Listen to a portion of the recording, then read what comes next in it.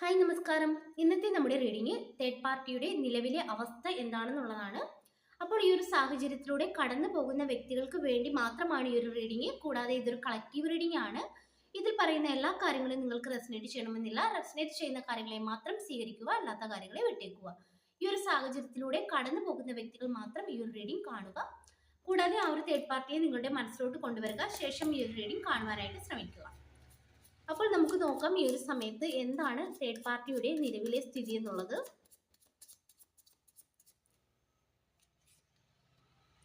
Nine of സോർട്സിന്റെ എനർജിയാണ് കിട്ടുന്നത്. ഈ ഒരു തേർഡ് പാർട്ടിക്ക് ഒരു സന്തോഷമില്ല, സമാധാനമില്ല, ഉറക്കമില്ല, ആൻസൈറ്റി ആണെന്നാണ് നമുക്കിവിടെ കാണുവാനായിട്ട് സാധിക്കുന്നത്. വളരെയധികം, അതായത് ഒരുപാട് വേദനിച്ച്, ഒരുപാട് വിഷമിച്ച്, ഉറക്കമില്ലാത്ത രാത്രികളിലൂടെ ഈ ഒരു വ്യക്തി കടന്നു പോകുന്നതായിട്ട് കാണിക്കുന്നുണ്ട്.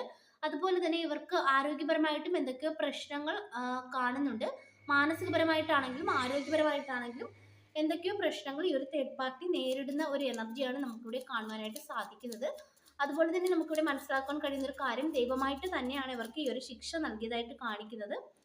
അതുപോലെ തന്നെ സിക്സ് ഓഫ് പെന്റക്കിൾസിന്റെ എനർജിയും നമുക്കിവിടെ കിട്ടുന്നുണ്ട്. അതായത് ഈ ഒരു തേർഡ് പാർട്ടിയും നിങ്ങളുടെ വ്യക്തിയും തമ്മിൽ എന്തൊക്കെയോ കൊടുക്കൽ വാങ്ങലുകൾ, അതായത് കൂടുതലും ഒരു സാമ്പത്തിക ഇടപാടാണ് നമുക്കിവിടെ കാണുവാനായിട്ട് സാധിക്കുന്നത്.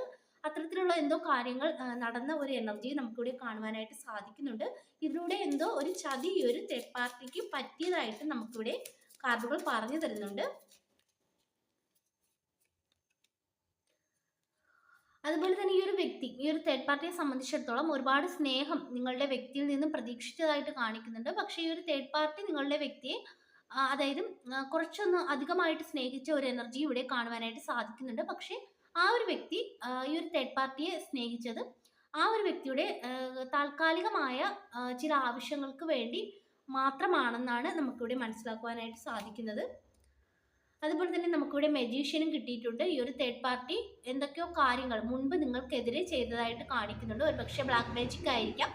അങ്ങനത്തെയൊക്കെ ഒരു എനർജി നമുക്ക് കിട്ടുന്നുണ്ട്. എന്തൊക്കെയോ കാര്യങ്ങൾ നിങ്ങൾക്കെതിരെ ചെയ്തതായിട്ട് കാണിക്കുന്നു. അത് ഈ ഒരു സമയത്ത് അവർക്ക് തിരിച്ചടിക്കുന്ന ഒരു എനർജിയാണ് നമുക്കിവിടെ കാണുവാനായിട്ട് സാധിക്കുന്നത്.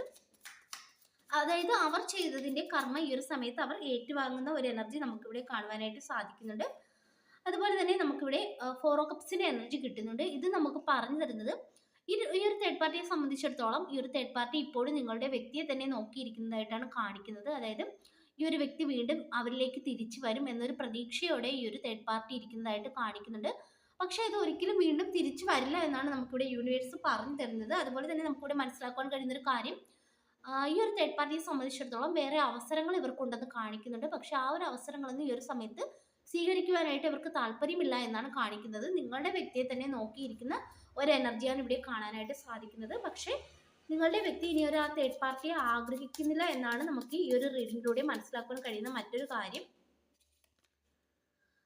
വീണ്ടും നമുക്കിവിടെ ഫൈവ് ഓഫ് കപ്സ് ആണ് കിട്ടിയിരിക്കുന്നത്. അതായത് വീണ്ടും അവർ ആ ഒരു കാര്യത്തെക്കുറിച്ച് തന്നെ ചിന്തിച്ചിരിക്കുന്നതായിട്ടാണ് കാണിക്കുന്നത്. അവർക്ക് മുന്നോട്ട് പോകുവാൻ കഴിയുന്നില്ല. വളരെയധികം ദുഃഖിതയാണെന്ന് വളരെയധികം ദുഃഖത്തിലാണെന്ന് ഇവിടെ നമുക്ക് മനസ്സിലാക്കുവാനായിട്ട് സാധിക്കുന്നുണ്ട്.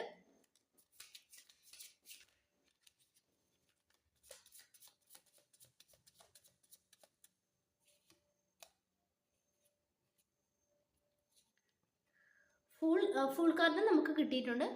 അതുപോലെ തന്നെ നിങ്ങളുടെ വ്യക്തിയെ സംബന്ധിച്ചിടത്തോളം ഇവിടെ ഒരു പുതിയ തുടക്കം കാണിക്കുന്നുണ്ട്. അതായത് നിങ്ങളുടെ വ്യക്തി അതായത് ഈ ഒരു തേർഡ് പാർട്ടിയെ ഉപേക്ഷിച്ചിട്ട് പുതിയൊരു ചാപ്റ്റർ തുടങ്ങുവാനായിട്ട് ആഗ്രഹിക്കുന്ന ഒരു എനർജി കാണിക്കുന്നുണ്ട്. ഇത് നിങ്ങളെയാണ് കാണിക്കുന്നത്. നിങ്ങളോടൊത്ത് പുതിയൊരു ജീവിതം തുടങ്ങണം എന്നുള്ളൊരു ആഗ്രഹത്തിൽ ഈ ഒരു വ്യക്തി ഇരിക്കുന്ന ഒരു എനർജിയാണ് നമുക്കിവിടെ കിട്ടുന്നത്. പക്ഷെ നിങ്ങളെ സംബന്ധിച്ചിടത്തോളം നമുക്കിവിടെ കിട്ടുന്നത്,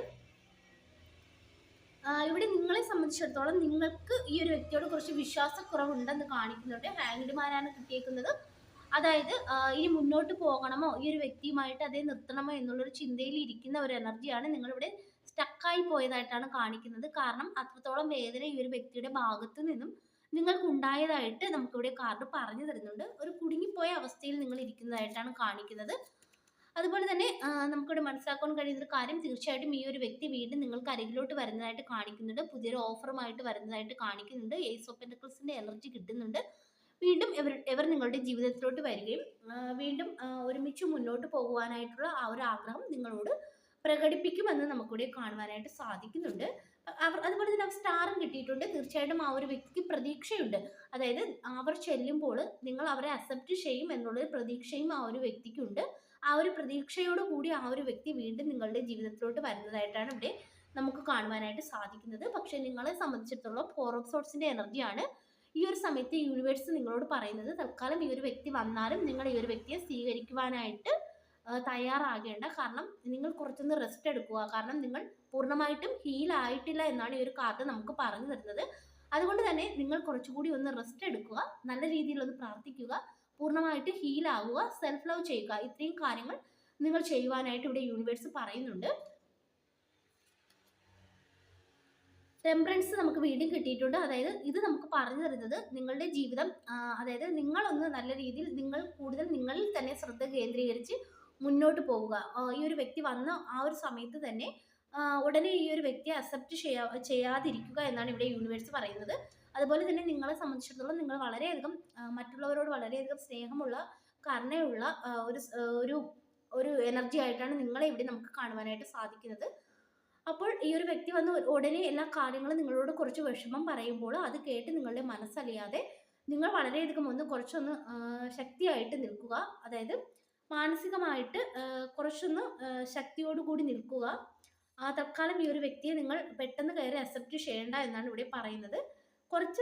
കുറച്ചൊരു ടൈം കൊടുത്ത ശേഷം മാത്രം ജീവിതത്തിൽ ഒരു ഡിസിഷൻ എടുക്കുക. അതാണ് നമുക്കിവിടെ യൂണിവേഴ്സ് പറഞ്ഞു തരുന്നത്.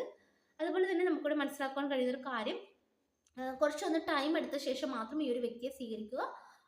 പെട്ടെന്ന് കയറി ഈ ഒരു വ്യക്തിയെ അക്സെപ്റ്റ് ചെയ്യാതിരിക്കുക. ആ ഒരു കാര്യം മാത്രം നിങ്ങൾ ഈ ഒരു സമയത്ത് ശ്രദ്ധിക്കുക. അതുപോലെ തന്നെ നിങ്ങൾ ഒന്ന് നല്ല രീതിയിൽ പ്രാർത്ഥിക്കുക, നല്ല രീതിയിൽ പ്രാർത്ഥിക്കുവാനായിട്ട് ശ്രമിക്കുക. നിങ്ങളുടെ കാര്യങ്ങൾക്ക് മാത്രം ഈ ഒരു സമയത്ത് പ്രാധാന്യം കൊടുത്തുകൊണ്ട് മുന്നോട്ട് പോവുക. അതായിരിക്കും നിങ്ങൾക്ക് ഇവിടെ കൂടുതൽ നല്ലതായിട്ട് കാണിക്കുന്നത്. അതിനുശേഷം മാത്രം ഈ ഒരു വ്യക്തിയെ സ്വീകരിക്കണോ വേണ്ടയോ എന്ന് നിങ്ങൾ തീരുമാനിക്കുക. നിങ്ങളുടെ കയ്യിലാണ് എല്ലാ കാര്യങ്ങളും ഉള്ളത്. അപ്പോൾ ചിന്തിച്ച് മാത്രം മുന്നോട്ട് പോവുക. ഇതൊക്കെയാണ് നമുക്ക് ഇന്ന് ഇവിടെ കിട്ടിയിരിക്കുന്ന റീഡിംഗ്. ഈ ഒരു റീഡിംഗ് നിങ്ങൾക്ക് ഇഷ്ടമായെങ്കിൽ ലൈക്ക് ചെയ്യുക, സബ്സ്ക്രൈബ് ചെയ്യുക. പേഴ്സണൽ റീഡിംഗ് ആവശ്യമുള്ളവർക്ക് വാട്സപ്പിൽ കോൺടാക്ട് ചെയ്യാവുന്നതാണ്. എല്ലാവർക്കും നന്മ വരട്ടെ. Thank you.